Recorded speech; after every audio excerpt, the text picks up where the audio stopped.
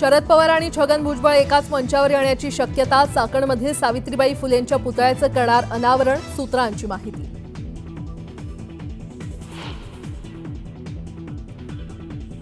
पुण्यातल्या market yard परिसरात झळकले अजित पवारांचे बॅनर्स। पालकमंत्रीपदी निवड झाल्याबद्दल अभिनंदन करत समर्थकांची बॅनरबाजी।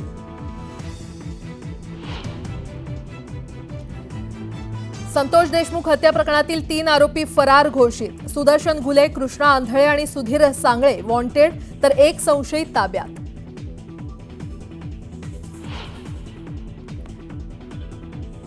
निकषात न बसणाऱ्या लाडक्या बहिणींचा हप्ता बंद होणार। तक्रारी वाढल्यानं सरकार करणार फेर तपासणी। मंत्री अदिती तटकरे यांची माहिती।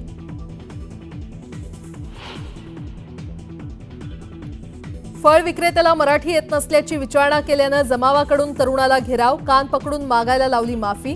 मुंबईजवळच्या मुंब्रा इथली धक्कादायक घटना, व्हिडिओ व्हायरल।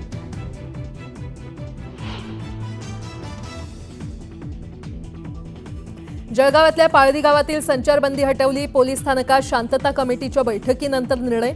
सीसीटीव्हीच्या आधारे आरोपींचा शोध सुरू।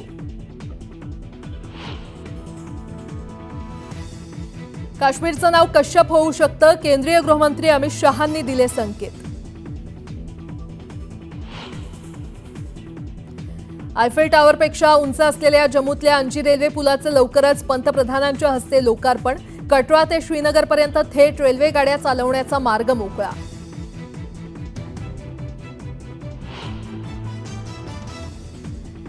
आणि 5व्या कसोटी सामन्यात टॉस जिंकून भारताचा प्रथम बॅटिंगचा निर्णय। रोहित शर्मा संघाबाहेर, तर बुमराकडे संघाचं नेतृत्व।